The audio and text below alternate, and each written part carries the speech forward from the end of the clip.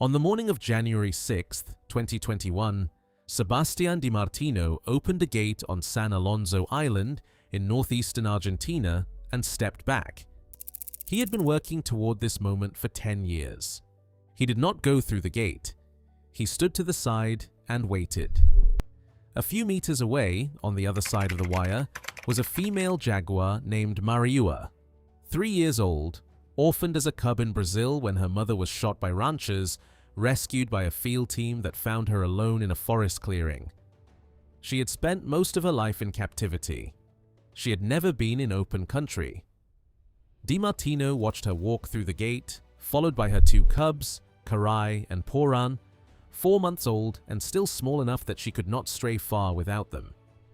It was the first time a jaguar had moved freely in the Iberá wetlands in 70 years. The capybaras in that section of Gran Iberá Park had never seen a jaguar. Not one of them. The last jaguar here had been shot by a rancher sometime in the 1950s, and the capybaras that descended from that generation had grazed the embalsados, the floating vegetation mats that define the Iberá, exactly as they pleased, every hour of every day. Nobody told them that was about to change. No one told them what had just walked through the gate. What the capybaras did in the weeks that followed was not in any model Di Martino had run. The behavioral shift was faster than Yellowstone's elk after the wolves came back, faster than any documented prey species response to apex predator reintroduction in the scientific literature. The jaguar had been gone for 70 years. The capybaras remembered it anyway. The Iberá wetlands cover 1.7 million acres of northeastern Argentina's Corrientes province. They are defined by the embalsados, vast floating islands of interwoven aquatic plants that drift slowly across the water surface, supporting a dense mat of vegetation above and a complex root system below. The embalsados are where the birds nest. Capybaras and marsh deer graze on them. The ecosystem of the Iberá is built on these floating platforms, and the floating platforms are maintained, in part, by the grazing pressure that acts on them. For 70 years, that grazing pressure had no regulation. Capybaras are the world's largest rodent. An adult weighs up to 65 kilograms. A group of them grazing without predator pressure does not distribute itself across a landscape. It concentrates. In the Iberá, capybara groups had been congregating on the same embalsados, in the same areas day after day, stripping vegetation from specific floating islands, while other sections received almost no grazing at all. The mosaic of vegetation that the wetland needed to function was slowly flattening into something more uniform. Di Martino described what visitors noticed. Capybaras grazing everywhere, visibly without concern. They grazed on the water's edge in full daylight. They grazed in the open at dusk. They had no reason not to. The Iberá looked fine. The birds were still there. The capybaras were there. The water buffalo, reintroduced by Rewilding Argentina as part of the wider project, were there. Nothing announced what was missing. The Iberá looked like a functioning wetland because it was one. It held water, it held birds, it held fish and caiman and the giant river otter. But a wetland without its apex predator is a system running without a governor, the kind of slow, invisible drift that takes decades to become measurable and longer still to attribute to a cause. The signal that told the system how to distribute itself had been gone since the 1950s. The decision to bring jaguars back to the Iberá was not obvious. In Argentina, jaguars had lost more than 95% of their historical range in the previous 150 years. Hunting, habitat fragmentation, and the systematic elimination of large predators from cattle ranching land had reduced the national population to between 200 and 300 animals, confined to remote forest in the northwest. The jaguar was not extinct in Argentina. It was absent from most of it. Sebastián Di Martino had been conservation director at Rewilding Argentina for years when the Iberá project began. The organization, working in collaboration with Tompkins Conservation, founded by Patagonia founder Doug Tompkins and his wife Chris, who had been buying and rewilding land in South America since the 1990s, had been assembling Gran Iberá Park piece by piece, negotiating with ranchers, establishing the national park boundary, and reintroducing species that had been lost. Giant anteaters first, in 2007. Pampas deer. Collared peccary. The pampas fox. Each reintroduction was a test of whether the ecosystem could absorb a species that had been absent, and of whether the ranching communities surrounding the park could tolerate what they considered a threat. The jaguar was the hardest argument to make. The first animals came from Brazil and Paraguay, rescued orphans and confiscated individuals from facilities that could no longer keep them. Mariua had been rescued in Brazil as an orphaned cub. Jatobazinho came from Paraguay. Arami had been born at the reintroduction center itself. Each animal went through a process of progressively larger enclosures, moving from indoor facilities to outdoor pens of increasing size, where they were exposed first to scent and sound of wild prey, then to live animals. Wild boar. Capybara. The prey of the Iberá in conditions that required real pursuit. The question the team could not answer before the release was the same question the ferret researchers faced in Wyoming in 1991. Would animals that had never hunted in open country know how to do it once the fence was removed? The gate opened on January 6, 2021. In the days after the gate opened, Sebastián Di Martino tracked Mariua through her GPS collar. The signal showed her moving northeast from the release point on San Alonso Island into the open wetland. She moved with the deliberateness that the monitoring team had seen in larger pens, not exploring, but covering ground with a purpose. The cubs stayed close, their signals clustered with hers. The researchers had prepared for this. The pre-release pens had been large enough to require real hunting. Mariua had killed capybara and wild boar in captivity. She knew the mechanics. What nobody could model was how she would hunt in an open wetland of 1.7 million acres, with no fence boundaries, no feeding schedule, and no humans removing obstacles from her path. On the third day, the GPS showed her slowing on the eastern edge of a large embalsado. She stayed in one position for 40 minutes. Di Martino watched the signal. 40 minutes is a long time to watch a dot on a screen that is not moving. He knew what a stationary signal at the embalsado edge meant. She was in position, low in the vegetation, watching the water. He did not know if the capybaras on that island had yet understood what was at the edge. He did not know if she had found prey, or if she was still locating it, or if the light was wrong and she was simply waiting. Then the signal moved fast. A short burst stopped. The data indicated a kill. The monitoring team confirmed it the following morning. Kristine Tompkins, who had spent years negotiating land deals and reintroduction permits to make this possible, was at the park for the release. She later described what she felt watching the animals walk through the gate. "That was one of the greatest days of my life. I never imagined it could happen. But when those jaguars walked out of the gate, I thought, I could die tomorrow. Now everything else is icing on the cake." Mariua had killed on day 3. She was hunting the embalsados the way the models said she should, by the water at the edges in the early morning. The question nobody had asked yet was what the capybaras would do. Within weeks of Mariua's release, the capybaras near her territory began changing how they used the embalsados.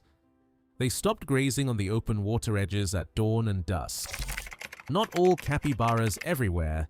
The animals outside the GPS-tracked area continued as before.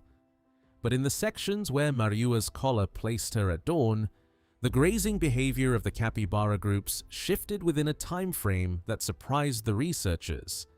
Di Martino had described what he hoped would happen, that over time, capybaras would begin to avoid the most open areas, reduce their exposure at the water's edge during the low light hours when jaguars hunt, and distribute their grazing more broadly across the embalsados. This was the mechanism, the behavior change that would allow the floating islands to recover. He expected it to take years. In Yellowstone, after wolves were reintroduced in 1995, it took more than 5 years before elk grazing patterns shifted measurably in the riparian zones. The fear response in prey species was documented as a slow behavioral recalibration, not an immediate switch. The Iberá capybaras began recalibrating in weeks. That should not have been that fast. These animals had no living experience of a jaguar. No parent had taught them what dawn on the embalsado edge looked like when a predator was present. No older animal in the group had survived an attack. The fear response, the specific avoidance of specific microhabitats at specific times of day, was not learned from experience. The behavioral ecologists who study fear responses in prey species describe this as a memory that lives below the level of individual experience. It is not transmitted by observation or instruction. It is encoded at a level that individual lifetimes do not touch. A capybara that has never been hunted by a jaguar still carries, somewhere in its behavioral architecture, the knowledge of when and where jaguars hunt. The jaguar had been absent from the Iberá for 70 years, 3 or 4 capybara generations. The behavioral memory had not degraded in that time. It had been waiting. Mariua had never been in the Iberá before. The capybaras had never seen a jaguar. Both of them knew exactly what to do. When capybaras stop concentrating their grazing in specific areas, the embalsados recover. The floating islands of the Iberá are dynamic structures. They grow, shift, and degrade depending on the grazing pressure applied to them. In the 70 years without a jaguar, the capybaras had been applying that pressure unevenly, stripping some sections while others grew dense and structurally weak from lack of grazing.